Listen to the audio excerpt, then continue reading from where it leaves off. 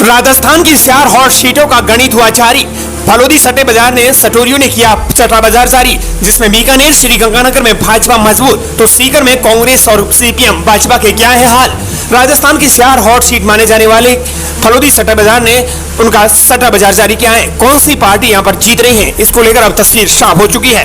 नजर डालेंगे रिपोर्ट पर, लेकिन उससे पहले आपको बताना चाहेंगे कि अगर आप दर्शकों पर पहली बार विजिट कर रहे हैं तो जरूर से चैनल को आप सब्सक्राइब कर दीजिए। दरअसल आपको बता दें कि बीकानेर में मुकाबला बीजेपी के पक्ष में दिख रहा है। अर्जुन राम की साफ सभी पीएम नरेंद्र मोदी से नजदीकी और पार्टी में बड़े कद से उनको फायदा होता दिख रहा है। बीकानेर जो हॉट सीट है जहां पर अर्जुन राम मेघवाल जीतते हुए नजर आ रहे हैं। बात करें श्रीगंगानगर जिले की तो श्रीगंगानगर में बीजेपी की प्रियंका बैलान के नए होने से उनको फायदा होता दिख रहा है। हालांकि बीजेपी में उनके संगठन स्तर पर गुटबाजी के चलते कांग्रेस को भी उम्मीद जग रही है, लेकिन यहां पर कड़ा मुकाबला माना जा रहा है। इधर सीकर में भाजपा के सुविनानंद के जीत की हैट्रिक लगना चुनौतीपूर्ण रहेगा। हर बार इस सीट से कांग्रेस और सीपीएम अपना अपना उम्मीदवार उतारते हैं। इस बार गठबंधन से वोट बैंक बड़ा हो गया है। झुंझुनू पॉइंट में समझेंगे तो झुंझुनू में कांग्रेस और भाजपा में 80 टक्कर होगी। भाजपा ने मौजूदा सांसद नरेंद्र कुमार की टिकट काटकर शुभकरण चौधरी जो कि 63 वर्ष के हैं, उन्हें कांग्रेस ने विधायक ब्रजेंद्र ओलाओं को चुनावी मैदान में उतारा है। यहाँ जाति से सीधा जीत का रास्ता साफ हो जाएगा। बीकानेर में इस बार भी बीजेपी ने मौजूदा कानून मंत्री अर्जुन राम मेघवाल को अपना प्रत्याशी बनाया है। कांग्रेस ने उनके सामने राजस्थान सरकार में मंत्री रहे गोविंद राम मेघवाल को उतारा है।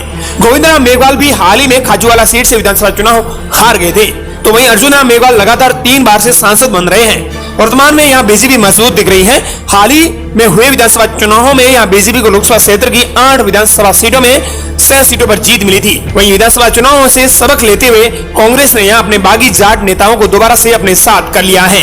लेकिन वोटर्स का यह साफ तौर पर कहना है कि महंगाई, बेरोजगारी और रेलवे फाटक की जो समस्या है वो बीकानेर के अंदर सबसे बड़ा मुद्दा है। मौजूदा सांसद 15 साल से लगातार हैं, फिर भी विकास नहीं करवा पा रहे हैं।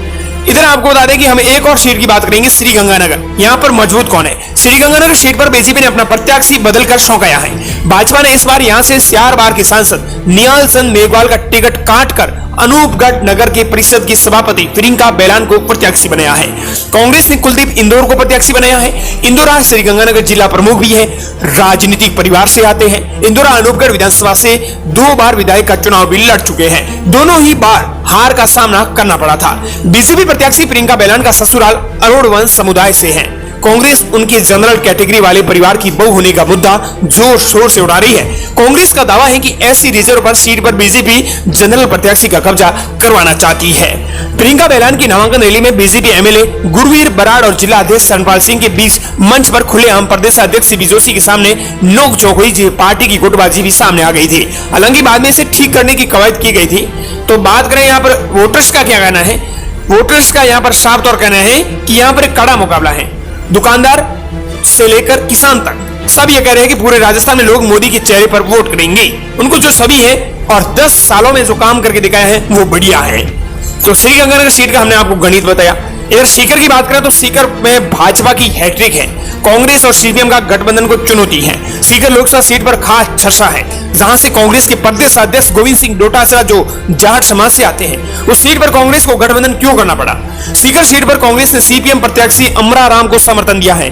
वहीं भाजपा ने 2 बार से इस सीट पर जीत रहे सुमिनानंद सरस्वती को ही तीसरी बार मौका दिया है। दोनों प्रत्याशियों को देखें तो साफ है कि भाजपा और कांग्रेस गठबंधन ने सामाजिक समीकरणों को भी साधने का प्रयास किया है। सुमिनानंद की बात करें तो जातीय समीकरण के साथ अल्पसंख्यक वर्ग से भी एक बड़ा धड़ा उनके पक्ष में खड़ा दिखाई दे रहा है। सीपीएम के अमरा राम 7वीं बार मैदान में है। पिछले 6 लोकसभा चुनाव में उन्हें हार का सामना करना पड़ा था। लगातार अमराराम धोद और दातारामगढ़ से विधायक रह चुके हैं। दातारामगढ़ सीट से लगातार 2 विधानसभा चुनाव हार चुके हैं। वोटर्स का साफ तौर पर कहना है कि गठबंधन से सीकर सीट पर फायदा नहीं मिलेगा। यहां कांग्रेस से कोई टिकट लेने के लिए तैयार नहीं था, इसलिए गठबंधन करना पड़ा। इधर झुंझुनू में कांटे की टक्कर बताई जा रही है। झुंझुनू एक हॉट सीट है जहां पर कांटे की टक्कर इसलिए बताई जा रही है। झुंझुनू लोकसभा की उन सीटों में शामिल है जहां कांग्रेस और भाजपा में 80 टक्कर होगी।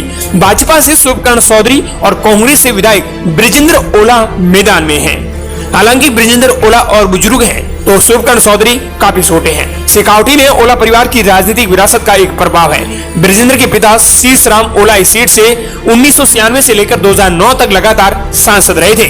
ओला और चौधरी के जरिए दोनों बड़ी पार्टियों में सामाजिक समीकरणों को भी साथ देने का प्रयास किया है। तो दोनों प्रत्याशियों में हाल ही में विधानसभा चुनाव में भी हाथ आजमाया था। झुंझुनू विधानसभा सीट से ओला जीत गए और शोकगन चौधरी उदयपुर वाटी से हार गए थे। तो बात करें तो यहाँ पर भाजपा मजबूत दिख रही है, लेकिन कांटे की टक्कर भी बताई जा रही है। अग्निवीर योजना का फायदा यहाँ पर सीकर में भाजपा अपने प्रसार में इसे प्रमुखता से रख रही है। दावा कर रहे हैं कि कोई नेता घर घर जाकर अग्निवीर योजना का जिक्र करे और वोट लेकर दिखा दे, यानी अग्निवीर योजना का यहाँ पर विरोध देखने को मिल रहा है, क्योंकि यहाँ पर काफी आर्मी ट्रेनिंग खोले हुए हैं और यहाँ पर झुंझुनू में अग्निवीर को लेकर विरोध दिख रहा है। ऐसे में भाजपा को एक चुनौती भी बनी हुई है। आप इसे किस नजरिए से देखते हैं कि झुंझुनू, श्रीगंगानगर और बीकानेर साथ ही सीकर में कौन मौजूद है? कमेंट सेक्शन में जरूर बताएं कौन सी पार्टी यहाँ पर जीतती हुई नजर आ रही है।